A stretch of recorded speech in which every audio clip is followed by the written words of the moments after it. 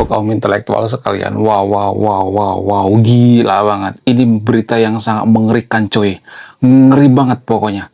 Tuh, ternyata bangsa kita adalah bangsa penghasil babu atau memproduksi babu terbanyak di Asia guys. Wow, wow, wow, wow. Gila banget. Pemerintah kita nggak sadar bahwa mereka dari tahun ke tahun hanya menghasilkan babu. Nah, yang jadi pertanyaan, kenapa dari Konoha itu salah satu penghasil babu terbanyak di Asia? Ini menurut data guys ya, saya akan tampilkan datanya ya. Jadi TKW dari Konoha itu ternyata terbanyak di Asia. Mohon maaf ya, saya tidak merendahkan profesi TKW di sini ya. Saya tidak memojokkan profesi tertentu di sini ya, tapi dibandingkan dengan imigran-imigran lain ya, misalnya nih kalau ada pekerja di luar negeri, biasanya mereka kerja di pabrik, tenaga ahli gitu ya, bergengsi biasanya, manajer dan sebagainya. Tapi dari Konoha jadi pembantu rumah tangga, tukang suruh ya, dimarah-marahin ya, disiksa, direndahkan, dihina gitu. Kenapa bisa seperti itu? Karena kita tidak punya skill. Ya, pendidikan kita itu tidak bisa memproduksi orang yang punya skill. Jadi kalau Anda perhatikan, pendidikan kita itu dirancang untuk memproduksi babu atau menghasilkan babu. Mohon maaf, saya agak kasar ngomongnya, tapi supaya kita sadar gitu ya. Gini guys ya, kalau kita ngomongnya baik-baik, nggak didengerin, lebih baik kita siram pakai air gitu ya.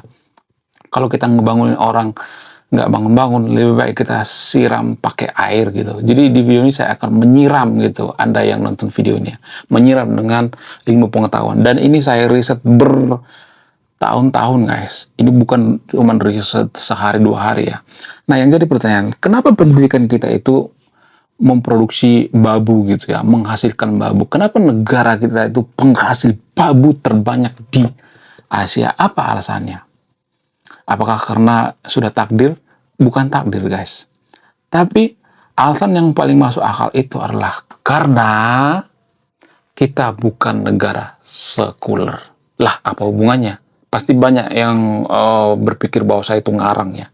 Tenang, jangan ngamuk dulu. Saya akan jelaskan pelan-pelan ya. Sabar dulu ya. Ini pembahasan yang sangat panjang. Ini pembahasan yang sangat rumit. Tapi saya akan coba menjelaskan dengan cara yang sangat simpel ya. Jadi gini guys, apa hubungan sekularisme dengan negara memproduksi babu gitu, memproduksi jongos gitu, menghasilkan pesuru gitu ya, kuli gitu. Jadi kalau kita kerja di luar negeri itu mah kuli gitu. Kita itu bangsa kuli guys ya, di mata orang-orang Arab. Ya kalau kita ngebabu di Arab, ya di Abu Dhabi, Dubai dan lain sebagainya, kita dianggap tuh bangsa kuli ya, atau bangsa babu gitu. Nah yang jadi pertanyaan, kenapa bisa seperti itu? Apa alasannya? Apakah ini dipengaruhi oleh pendidikan? Sangat dipengaruhi pendidikan, tapi yang paling berpengaruh itu ya, karena kita tidak negara sekuler. Lah apa hubungannya? Berhubungan. Jadi gini, ketika negara kita tidak sekuler, maka pemuka agama itu ikut berpolitik. Apakah ini ada hubungannya? Sangat berhubungan. Nah, kenapa pemuka agama kita itu berpolitik? Apa alasannya? Karena tradisi agama di Konoha itu mengajarkan bahwa kita itu adalah agama yang menyeluruh. Artinya ya mengurusi semua hal ya, kehidupan, ya, politik, ekonomi ya. Makanya ada bank syariah dan sebagainya. Itu kan mengurusi ekonomi ya, kemudian makanan, halal, haram dan sebagainya, kemudian politik dan sebagainya. Jadi agama di Konoha itu mengurusi semuanya. Nah yang jadi pertanyaan, apakah ini ada hubungannya dengan agama? Ya, sangat berhubungan. Ya, agama dan pemuka agama lah yang mempengaruhi kenapa banyak dari Konoha itu babu. Ya, pelan-pelan ya saya jelaskan ya. Ini hanya di Konoha ya, bukan Indonesia. Nggak ada urusan dengan orang Indonesia. Karena orang Indonesia itu anti kritik guys ya. Sedikit saja kita kritik maka kejang-kejang, kelonjotan berjamaah. Jadi gini, ketika pemuka agama ini berpolitik, ketika kita bukan negara sekuler, sekuler itu artinya memisahkan antara agama dengan negara ya. Ya, jadi fun fact-nya ternyata 10 negara maju di dunia ini adalah sekuler. Ya, cuman kita membenci sekuler. Kalau kita membenci sekuler itu artinya kita membenci kemajuan. Jadi kita mau jadi negara maju tapi membenci sekuler, itu munafik banget ya. Oke, kita urutkan pelan-pelan ya, dari atas sampai bawah. Pertama, karena agama, kemudian agama itu mempengaruhi pemuka agama. Nah, pemuka agama ini biasanya akan kong kali kong, nggak semuanya tapi ya, kong kali kong dengan para politisi. Ya, mereka biasanya dikasih amplop. Tujuannya apa? Tujuannya biar umat milih si politisi tersebut. Kita ambil contoh misalnya seperti pondok pesantren yang ada di Konoha. Ya, maka kiai-kiainya itu nggak semuanya tapi ya, disclaimer on ya. Ada juga kiai yang alim gitu. Tapi rata-rata gitu ya. Ada politisi datang ke pondok pesantren. Lalu mereka ngobrol gitu ya. Nanti kalau saya menang ya, misalnya nih ada si politisi A misalnya. Ya, kalau saya menang, ya saya akan bangun pondok pesantren. Saya akan ngasih bantuan ini, bantuan itu segala macam. Dijanji-janjiin. Ya, kemudian si kiai ini akan berpihak pada si politisi ini. Ya, kemudian si politisi ini biasanya ya juga berhubungan dengan pemuka agama yang lain misalnya nih ya. Bukan cuma kiai-kiai yang ada pondok pesantren, enggak ya, dia hubungi banyak pemuka agama ya. Rata-rata pemuka agama akan mendukung gitu. Jadi di Konoha itu kita lebih takut terhadap pemuka agama daripada aparat, daripada pejabat. Sehingga kalau pemuka agama ngomong A, kita ikutin. Itulah alasannya kenapa politisi mendekati pemuka agama. Nah, ketika si pemuka agama ini ikut berpolitik, walaupun dia tidak mengerti politik, ya tidak pernah belajar tentang ilmu politik, dia cuma belajar agama, dia nggak ngerti intrik politik, betapa jahatnya politik, dia nggak ngerti pemuka agama ini, luku-luku gitu ya, luku-luku tapi sok pintar gitu ya.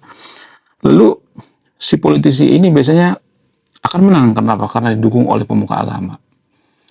Lalu duit yang dikasih ke pemuka agama ini duit dari mana? Itu yang jadi pertanyaan. Duit dari oligarki biasanya. Nah, kalau misalnya kita ambil contoh ya, ada seorang gubernur atau bupati misalnya, calon misalnya, menghubungi pemuka agama, lalu duit kampanye dari mana?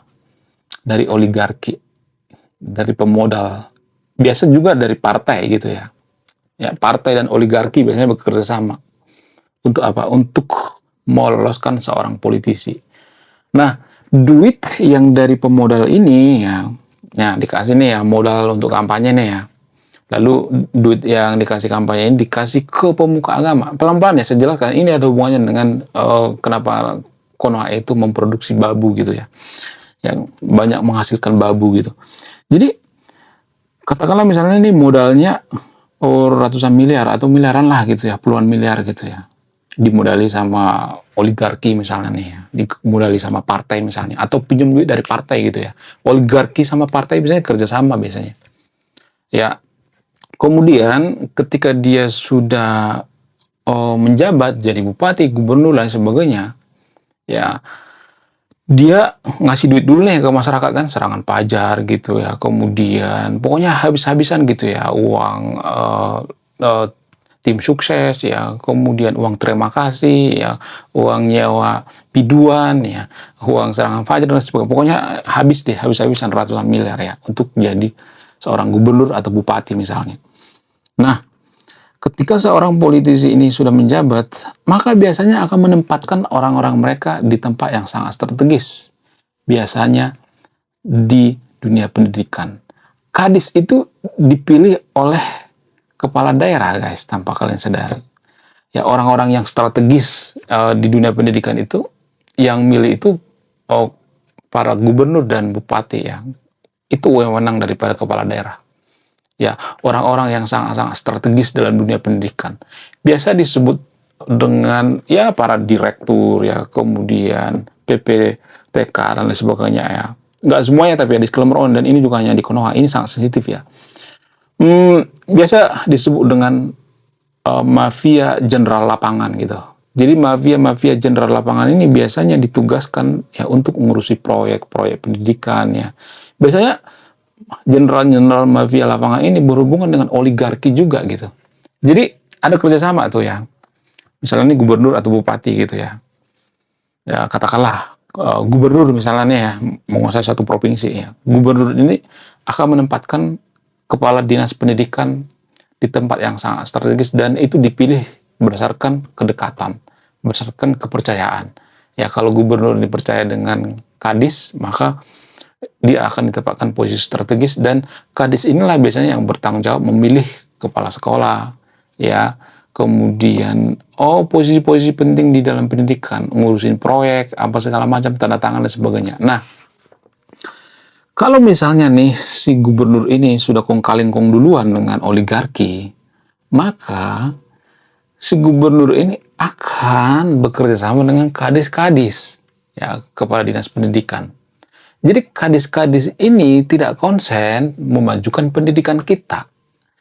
Kadis-kadis ini ibarat tikus gitu ya. Dalam lumbung itu tikus ya, bukan memperbaiki lumbung, tapi menghancurkan lumbung gitu ya.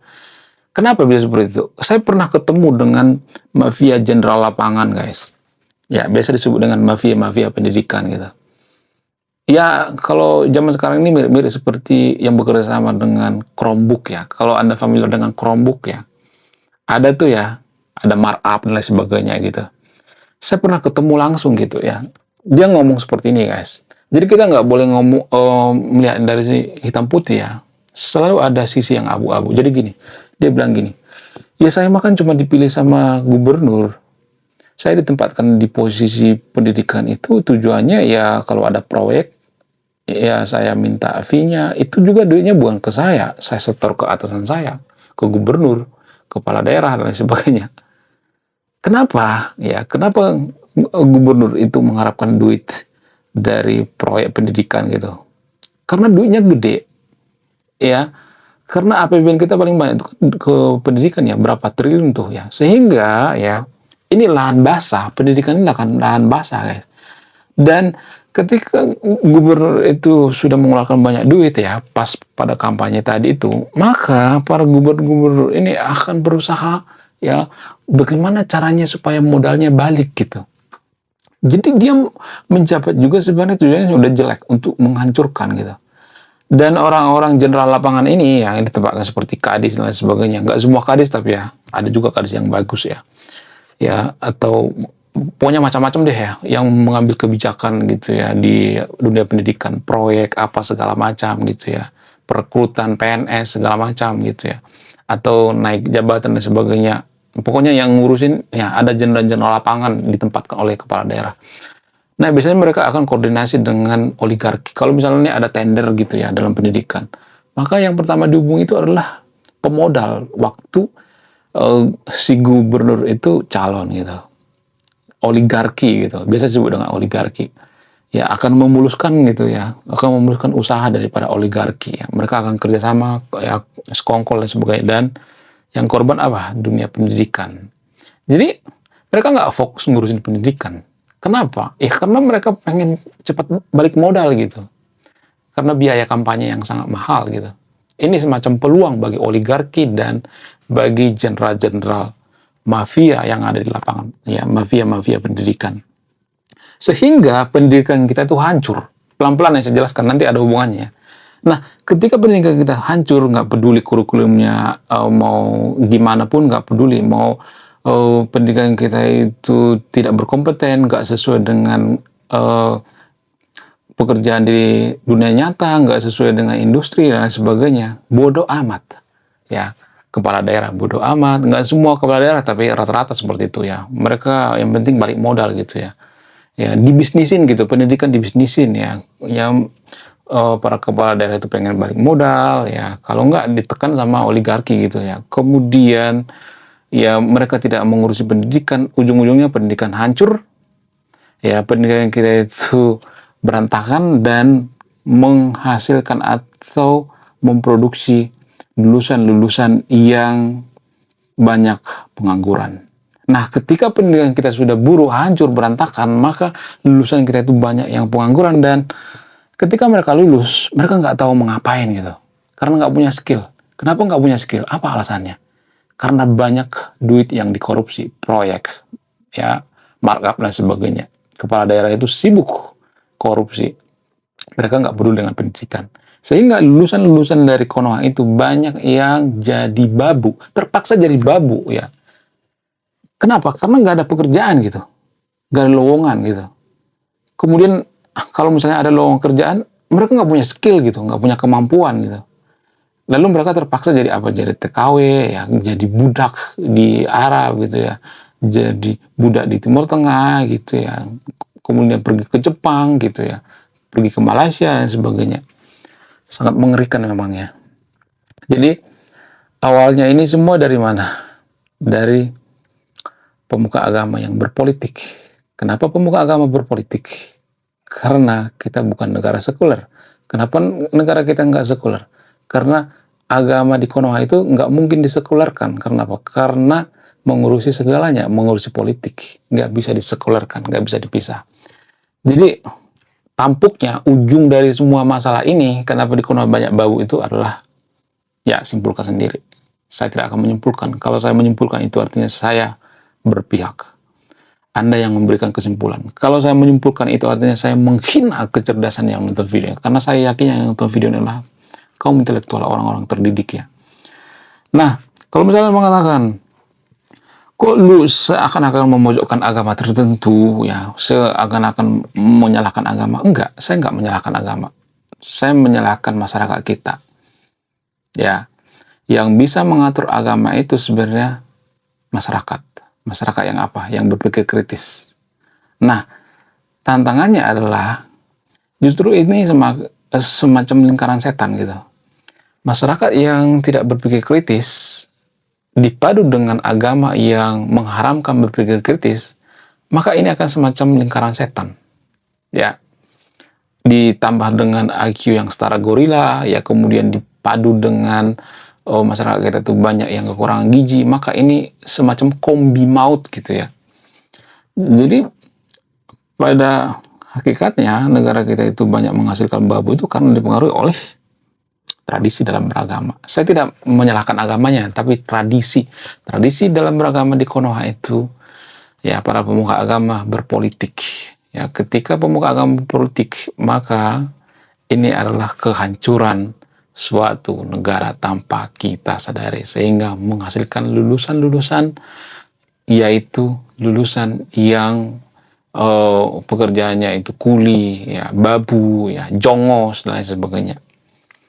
Kemudian yang saya salahkan itu adalah masyarakat yang malas baca buku. Ya, jadi rata-rata negara maju itu biasanya rajin baca buku. Kalau kita jadi negara maju itu harus rajin baca buku, guys. Makanya saya nulis buku ya. Tujuan saya apa? Tujuan saya supaya masyarakat kita itu semakin hari semakin rajin baca buku ya. Walaupun itu susah banget ya. Gimana cara memutus ini semua gitu ya? Caranya itu ya kita harus cerdas. Kembali ke masyarakat. Yang milih pemimpin itu adalah masyarakat. Kalau pemimpin kita korup, kalau pendidikan kita itu dikorup, maka biasanya yang milih pemimpin kepala daerah ya, dan lain sebagainya, politisi-politisi yang milih partai adalah masyarakat. Masalahnya masyarakat kita itu mudah disogok dengan duit 200.000, 300.000 dan sebagainya. Sehingga ini adalah awal mula daripada kehancuran bangsa kita. Jadi jangan terlalu menyalahkan pihak ketiga. Warga Konoha kan seperti itu ya. Nggak pernah introspeksi diri. Oh ini karena Zionis, oh ini karena agen Mossad, oh ini karena Amerika. Jangan selalu menyalahkan pihak ketiga. Introspeksi diri. Nggak ada yang bisa memperbaiki pendidikan negara kita kalau bukan kita. Kitalah yang memperbaiki. Jangan berharap negara Zimbabwe memperbaiki negara kita, enggak. Ya. Jadi akar permasalahannya itu adalah tradisi dalam beragama. Tradisi dalam beragama di Konoha itu tidak menghendaki yang namanya sekularisme. Ya, bukan berarti saya jualan sekular di sini, tapi itu sebenarnya asal muasalnya. Kenapa banyak babu di Konoha? Mohon maaf, saya tidak merendahkan profesi di sini ya. Tapi saya kasihan gitu ya.